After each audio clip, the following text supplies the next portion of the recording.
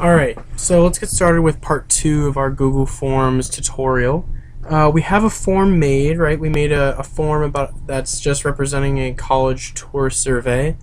And so I said that once we click forms and we get to the title and theme page, as soon as we click OK for that, remember the form is live automatically. And so anyone hypothetically could go view that form on Google. What you're going to be probably doing is sending it via email to people, like an email list of high school students who signed up for a tour at a college campus. So you'll send it out to them, and they'll be able to view it. But hypothetically, anyone can view it because it's just on Google, right? But once it's actually live, we can go in and view the responses that people submit. So right now we're in Google Drive, or Google Docs for people who remember Google Docs. It's the same thing. And whenever you create a form, you get two files. One is your form, which is the college tour survey. So I'm going to click on that, and we're going to get, remember this is the page that came up when we first created our form here. And again, you can see all the questions. I added another question later, and you can edit it if you want again.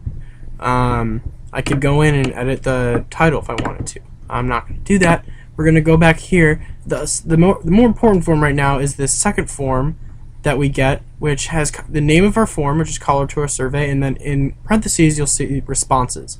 Whenever you create a form, it'll always be in that same format, or it'll have the same first part will be the same name as your form, and then you'll see in parentheses responses. We click on it, it opens, and you can see we get a Google Sheets page, right?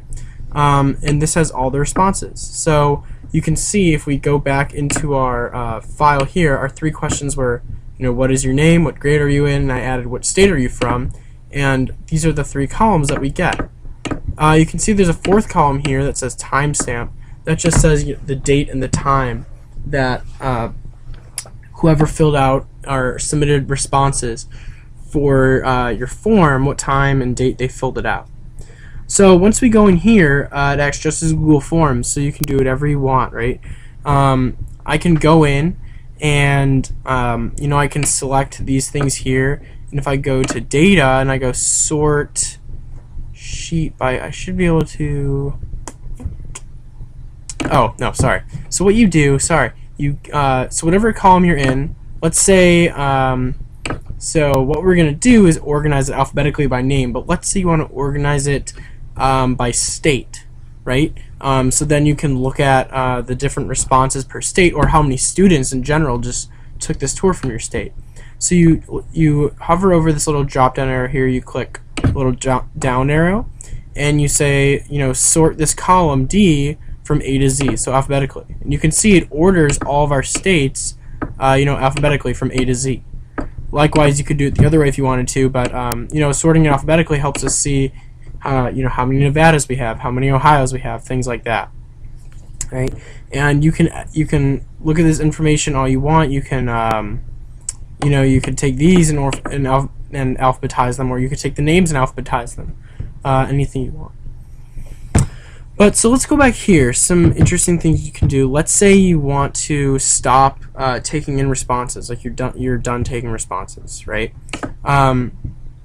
So we see that this little button here says accepting responses. When it says accepting responses, like it says, you're accepting responses. As soon as I click on it, you can see it changes, not accepting responses. And you can see that, let's say this little tab right here, I say I'm viewing the live form.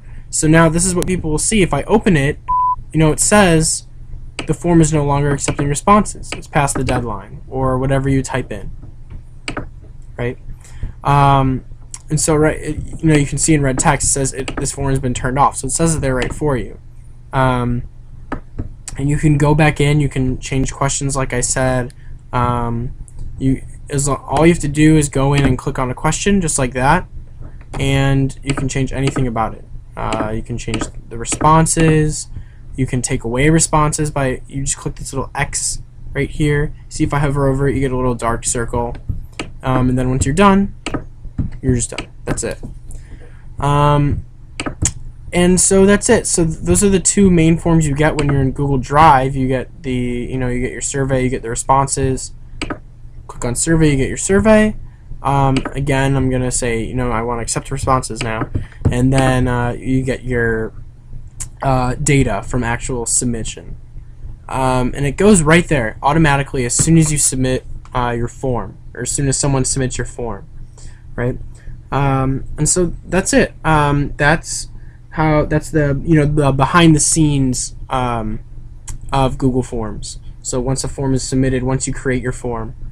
So I hope this tutorial is helpful, and good luck making your Google Forms.